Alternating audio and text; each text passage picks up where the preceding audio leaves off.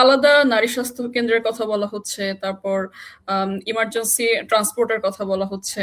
আপনি যদি একটু সহজ করে আমাদেরকে বলতেন যে এই ব্যবস্থাগুলো যদি আসলে রিয়ালিটিতে ইমপ্লিমেন্টেড হয়, তাহলে একজন গ্রাম বা শহরের যেকোনো জায়গার কোনো একজন মানে জেনারেল একজন ফিমেল সে আসলে কিভাবে এখান থেকে উপকৃত হবে? আচ্ছা, এখানে ব্যাপার হচ্ছে এখানে নতুন কিছুই নাই। কনসেপ্ট আগেরটাই।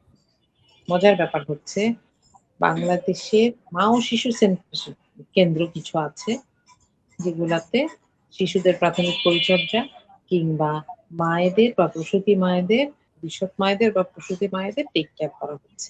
আবার জেলা সদর হাসপাতালগুলোতেও শিশু পরিচর্যা কেন্দ্র থেকে শুরু করে এ ধরনের ফ্যাসিলিটি রাখার কথা হয়েছে। কিন্তু আদপে দেখা যায় বেশিরভাগই হচ্ছে কাজের গরু। কিরকম?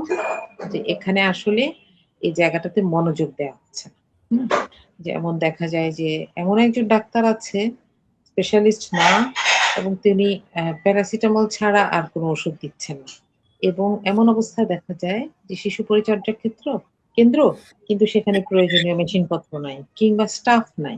এখন ব্যাপার হচ্ছে আমরা এটা এক্সেস এ বলছি যে এক্সেস এ কি, কি জিনিস থাকবে হেলথ কেয়ার রিলেটেড। একটা হচ্ছে উইমেন হেলথ সেন্টার্স এগুলোকে অ্যাক্টিভেট করা। দ্বিতীয়ত হচ্ছে সচেতনতা, ইমার্জেন্সি ট্রান্সপোর্ট এবং রুরাল রোড। একটা ব্যাপার হচ্ছে ধরো একটা জায়গায় হাসপাতাল আছে আর আমার রোগীটা অসুস্থ কিন্তু এর মাঝখানে ২ টা গ্যাপ আছে যে রাস্তাটা ভালো না। এবং এই রাস্তা দিয়ে নিতে এই রোগী এমনিই মরে যাবে। আল্লাহ মাফ হুম, করুন, হুম। হ্যাঁ? রাইট, আবার রাইট। এমনও হয় যে ইমার্জেন্সি একটা ট্রান্সপোর্টের ব্যবস্থা নাই। তাহলে এগুলো কিন্তু হেলথ কেয়ার সেন্টার গুলোকে হয়তো একটা অ্যাম্বুলেন্স দেয়া থাকে সব ধরনের রোগীর জন্য। সেখানে আরেকটা করে দেওয়া খরচ কম, বেনিফিট বেশি। তৃতীয়ত হচ্ছে পাবলিক স্যানিটেশন। মেয়েদের হুম, জন্য সারা শহর, গ্রাম জুড়ে পাবলিক প্লেস গুলোতে নিরাপদ স্বাস্থ্যসম্মত টয়লেট নাই।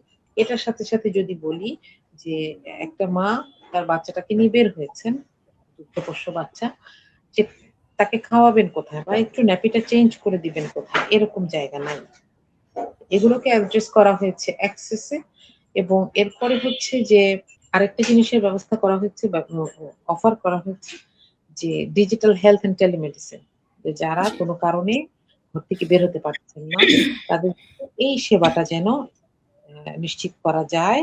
তাহলে তাদের জন্য ডিজিটাল হেলথ এবং টেলিমেডিসিনের মাধ্যমে তিনি তার সমস্যার সমাধান পাবেন। পার্টিসিপেশনে হেলথ এর ব্যাপারটা একটুখানি এসেছে এবং সবার শেষে হচ্ছে প্রোটেকশন এ আসছে যে যেই জায়গায় নারীদের হাসপাতাল দরকার সেটার আলাদা ব্যবস্থাপনা এবং সেটাতে ডাক্তার থেকে শুরু করে স্টাফ থেকে শুরু করে মেশিনারিজ থাকার ব্যবস্থাটা নিশ্চিত করা এবং যেন এমন একটা ব্যবস্থা করা যেন কোনো একটা মহিলা যাওয়ার পরে যেটা এখন কিন্তু আমাদের দেশে আমরা দেখতে যে গাইনি ওয়ার্ড গুলাতে পুরুষ স্টাফ, জি। গাইনি ওয়ার্ড গুলোতে অথবা এক্স-রে করা হচ্ছে একটা মহিলা সেখানে একজন পুরুষ স্টাফ আছে করছে। এই যে জেন্ডার সেনসিটিভিটি না থাকে এই সমস্যাগুলো আছে এবং এগুলোকে অ্যাড্রেস করা যে অনেক বড় বাজেটের ব্যাপার সেটা না। হুম, রেগুলার বাজেটের মধ্য দিয়ে এগুলো করানো সম্ভব যদি লিকেজ কমানো যায়। লিকেজ কি? লিকেজ হচ্ছে ওই যে আমি কাগজে কলমে একটা স্টাফ নিলাম, তারপর সে সকালবেলা এসে সাইন করে বাজারে চলে যায়। বাজারে তার একটা ওষুধের দোকান আছে ওখানে ওষুধ বিক্রি করে। He is not even working here. She is not even working here. হ্যাঁ, এই লিকেজ গুলো কমানো গেলে আসলে এক্সিস্টিং ইনফ্রাস্ট্রাকচার দিয়েই এই সেবাগুলোকে মানুষের দরজায় পৌঁছায় দেওয়া সম্ভব। খুব কঠিন কিছু না।